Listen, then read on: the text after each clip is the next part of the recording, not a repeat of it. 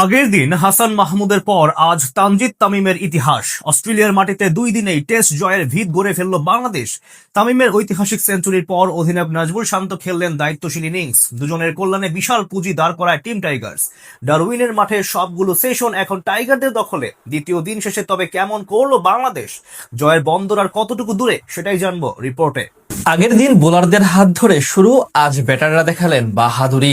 অস্ট্রেলিয়ার বিপক্ষে তাদের মাঠে গিয়ে তাদেরই সেরা একাদশের বিপক্ষে, তাও আবার টেস্ট চ্যাম্পিয়নশিপের মতো টুর্নামেন্টে বাংলাদেশ দলের এমন পারফরমেন্স বলা চলে এক কথায় অসাধারণ ও অবিশ্বাস্য। ডারউইনে সবগুলো সেশনে রাজত্ব চালালো বাংলাদেশ দল। আগের দিন হাসান মাহমুদ কেরিয়ার সেরা 6 উইকেট নিয়েছিলেন কেন্দ্রবিন্দুতে। আজ তানজিদ তামিম কেরিয়ারের দ্বিতীয় টেস্টে খেললেন নিজের জীবনের সেরা আন্তর্জাতিক ইনিংস। সব মিলিয়ে অস্ট্রেলিয়ার মাটিতে দ্বিতীয় দিনটাও এখন অনেকাংশে বাংলাদেশের পক্ষে। আগের দিন শেষ বেলায় ব্যাট করতে নেমে 20 রান করে ওপেনার সাদমান ইসলাম বিদায় নিলেও ধৈর্যের সঙ্গে দিন পার করেন তানজিদ তামিম ও মুমিনুল হক।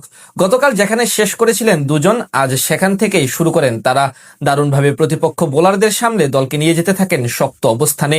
এর মাঝে ব্যক্তিগত অর্ধশতক করে ফেলেন তামিম। তবে 40তম ওভারে জশ হ্যাজলউডের হাত ধরে দিনের প্রথম সাফল্য পায় অস্ট্রেলিয়া। তার লেন্থ ডেলিভারি সামনে ঝুঁকে অফসাইডে কাট করতে গেলে উইকেটের পেছনে ক্যাচ দিয়ে বিদায় নেন 49 রান করা মুমিনুল। এরপর নতুন করে জুটি করেন নাজমুল হোসেন শান্ত ও তামিম। অস্ট্রেলিয়ার পেসারদের সামনে বেশ ভালো পরীক্ষা দিয়ে দুজন মিলে নতুন করে এগিয়ে নিয়ে যেতে থাকেন বাংলাদেশকে। 181 রান করে লাঞ্চ ব্রেকে যায় বাংলাদেশ। বিরতি থেকে ফিরে তামিম যেতে থাকেন সেঞ্চুরির দিকে, আর নাজমুল হোসেন শান্ত হাফ সেঞ্চুরির দিকে। 64তম ওভারে দুজনেই পৌঁছে যান নিজেদের কাঙ্ক্ষিত লক্ষ্যে। শান্ত করেন 74 বলে হাফ সেঞ্চুরি। অন্যদিকে তানজিদ কেরিয়ারের দ্বিতীয় আন্তর্জাতিক শতকের দেখা পান 188 বলে, যেটা কিনা তার দ্বিতীয় টেস্টে আবার প্রথম সেঞ্চুরি। যদিও এরপর বেশিক্ষণ টিকতে পারেননি তিনি। 1 ছক্কা ও 8 চারে 101 রান করে থামেন বামহাতি এই ব্যাটার। তামিম আউট হলে নতুন করে মুশফিকুর রহিমকে নিয়ে এগিয়ে যেতে থাকেন অধিনায়ক নাজমুল হোসেন শান্ত। ধীরে ধীরে তিনিও আগাচ্ছিলেন সেঞ্চুরির পথে। তবে সেই যাত্রায় সফল হতে পারেননি এই বামহাতি। 84 রান করে জশ হ্যাজলউডের শিকার বনে সাজঘরে ফিরে যান শান্ত। মুশফিকুর রহিম চেষ্টা করলেও ইনিংস বড় করতে পারেননি। স্লিপে ক্যাচ দিয়ে আউট হন 36 রান করে, আর লিটন আউট হন রানের খাতা খোলার আগেই। তবে দিনের শেষ বেলায় মেহেদী হাসান মিরাজ ও হাসান মাহমুদের প্রতিরোধে এখন বড় লিডের পথে বাংলাদেশ। সব ঠিক থাকলে জয় পেয়ে যাবে বাংলাদেশ দলই। এর আগে ডারউইনে টস জিতে আগে ব্যাট করতে নেমে শুরু থেকেই বাংলাদেশের পেসারদের তোপে পড়ে চাপে থাকে স্বাগতিক অস্ট্রেলিয়া।